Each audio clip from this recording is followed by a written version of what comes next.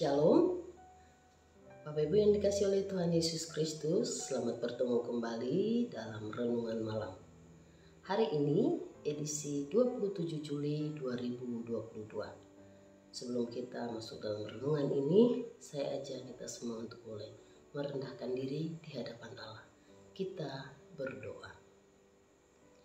Ya Allah Bapa kami yang kami kenal di dalam nama Yesus Kristus, sungguh kami bersyukur karena Tuhan menjaga hidup kami, memberikan kami kekuatan, kesehatan hingga pada saat ini.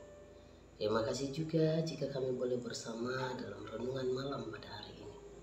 Biarlah kami boleh percaya firman Tuhan menjadi pelita bagi kaki kami dan terang bagi jalan kami.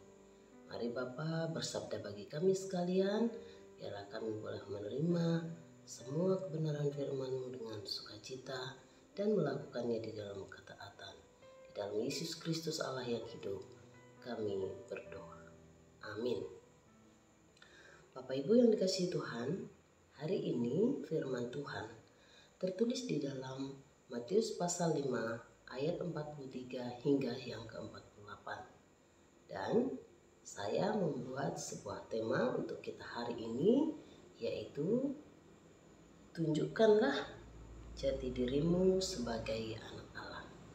Nah, Bapak Ibu yang dikasihi oleh Tuhan Yesus Kristus, sesuai dengan firman Tuhan, bahwa di dalam melaksanakan kehidupan sebagai orang percaya, kita sudah memiliki identitas baru, di mana seluruh kehidupan kita diarahkan kepada Allah. Di dalam hal ini, pada ayat yang ke-43, Allah telah menyatakan kepada kita, kasihilah sesamamu manusia dan bencilah musuhmu. Tentu di dalam hal ini akan sulit bagi kita tanpa kita memahami, mengasihi orang yang mengasihi kita, tentulah tidak susah. Tetapi mengasihi orang yang memusuhi kita, yang membenci kita, yang menjelekkan kita, menghina kita, merendahkan kita mungkin. Di sini kita memerlukan kekuatan dari Allah dan tentunya pengertian di mana kita tahu segala sesuatu yang menurut dunia sulit untuk dikerjakan adalah mudah karena Allah yang akan menolong. Nah, Bapak Ibu, di sini kita percaya bahwa firman yang kita dengar, mengasihi musuh, adalah sesuatu yang boleh dilakukan oleh anak-anak Allah, boleh menunjukkan bahwa karakter dunia memang berbeda dengan karakter yang ditunjukkan Allah sebagai pemilik kehidupan kita yang baru. Pada ayat yang ke-43, di sini dikatakan Allah menginginkan kita mengasihi sesama manusia, tetapi untuk membenci musuh itu tentulah mudah karena kemarahan dan hal-hal yang memicu kita untuk emosi itu dengan mudah bisa membuat kita membenci orang yang tidak menyukai kita. Tetapi di ayat yang ke-43 Tuhan mengatakan, kasihilah musuhmu dan berdoalah bagi mereka yang menganiaya kamu. Tentu tidak semudah membalikkan telapak tangan ketika kita menunjukkan karakter yang baru di dalam diri kita. Karakter di mana Allah menginginkan kita sebagai anak Allah untuk berperilaku di dalam kehendak dan rencana Allah.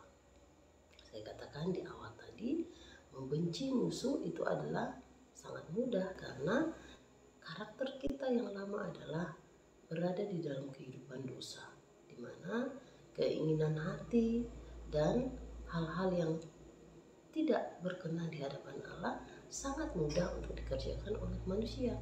Tetapi untuk menunjukkan bagaimana kita akan mengerjakan apa yang diperintahkan oleh Allah, memerlukan kekuatan, memerlukan motivasi yang benar untuk kita melakukannya di dalam rencana dan kehendak Allah.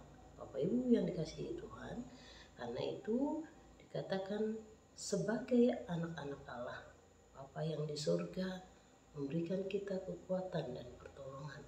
Dia juga memberitahukan betapa adilnya Dia, bahwa meskipun di dunia ini ada banyak orang yang berdosa, ada banyak orang yang jahat, tetapi Allah di dalam keadilannya menunjukkan kasih-Nya juga. Seperti apa? Misalnya seperti yang terdapat di dalam ayat yang ke-45, bahwa Dia menerbitkan matahari bagi orang yang jahat dan menurunkan hujan bagi orang yang benar dan orang yang tidak benar. Jadi di sini boleh dikatakan, jika kita mengasihi orang yang mengasihi kita, maka orang-orang yang tidak mengenal Allah pun melakukan hal itu.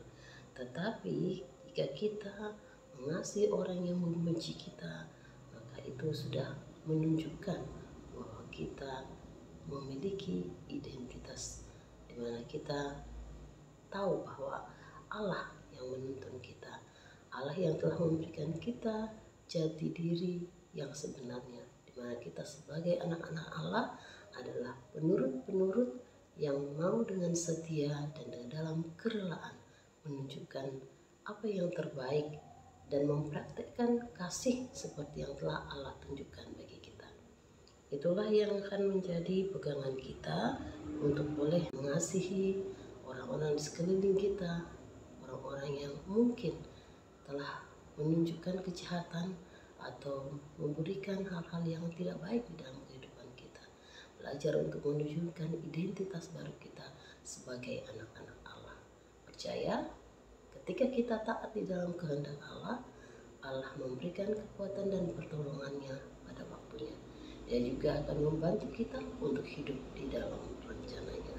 Selamat mengikut Tuhan. Tuhan Yesus memberkati. Mari kita mengakhiri renungan ini dengan bersama berdoa. Terima kasih Tuhan untuk firman-Mu, di mana pada hari ini Tuhan kembali mengajarkan kami serta mengingatkan kami untuk mengasihi orang di sekeliling kami, untuk berdoa bagi mereka yang membenci kami, yang sering melakukan hal-hal yang tidak jahat, yang tidak baik, yang selalu memikirkan kejatuhan kami. Tetapi pada hari ini, terima kasih Bapa, Engkau sungguh baik. Engkau telah mengajarkan kepada kami untuk menunjukkan siapa dan bagaimana kami sebagai anak-anak Allah. Itulah identitas kami yang baru, untuk menunjukkan kasih kepada orang yang memusuhi kami. Terima kasih Bapa, ini doa kami, inilah permohonan kami yang kami naikkan di dalam nama Yesus Kristus, Allah yang hidup. Amin.